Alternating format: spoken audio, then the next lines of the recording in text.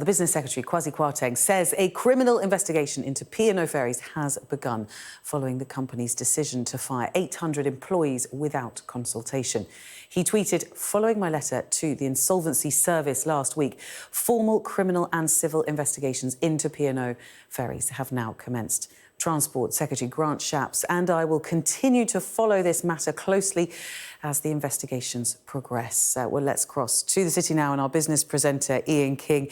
And Ian, there's certainly damage for P&O Ferries' reputation, but also it seems damage limitation from the government. I think that's very much the case, because if you remember last week, both Kwasi Kwarteng and Grant Shapps, the Transport Secretary, were threatening to haul P&O in front of the courts, and it turns out that they haven't been able to do that. P&O Ferries, I should stress, absolutely nothing to do with P&O Cruises. Well, what's happened this afternoon, as you say, is that the Insolvency Service, which was contacted by Kwasi Kwarteng last week, has now formally commenced formal criminal and civil investigations into the circumstances surrounding the recent redundancies announced by P&O Ferries. The Insolvency Service has gone on to say that as these are ongoing investigations, no further comment or information can be provided at this time. However, Sky News understands there are three grounds under which P&O Ferries is being investigated by the Insolvency Service. The first of this is that the P&O Ferries didn't consult workers or unions. The second is that it didn't consult the Secretary of State. It didn't notify the Secretary of State about these redundancies.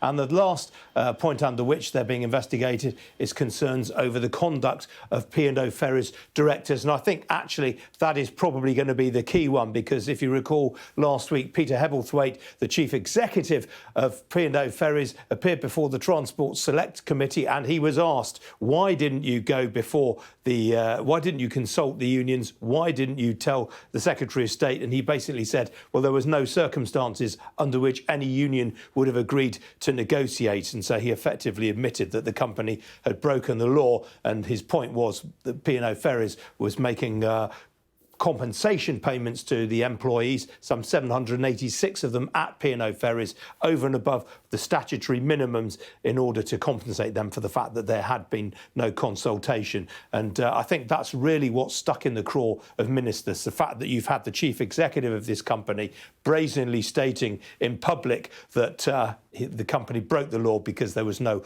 alternative. And interestingly, if you talk to a lot of business people behind the scenes, well, they actually have a lot of sympathy for Peter Hebblethwaite, particularly because the union involved in P&O Ferries here is the RMT union, which has a fairly robust reputation. It's fairly fair to say they've quite happy to go out on strike on many occasions and hit London commuters, for example, on a number of occasions, including in the last month or so. So a lot of business people behind the scenes say, well, this guy was actually given no choice, because there was no way that he could have negotiated with a union like that and got them to agree to the terms that he was offering. So it's a pretty difficult situation. I suspect the Insolvency Service will have a different view on things than that.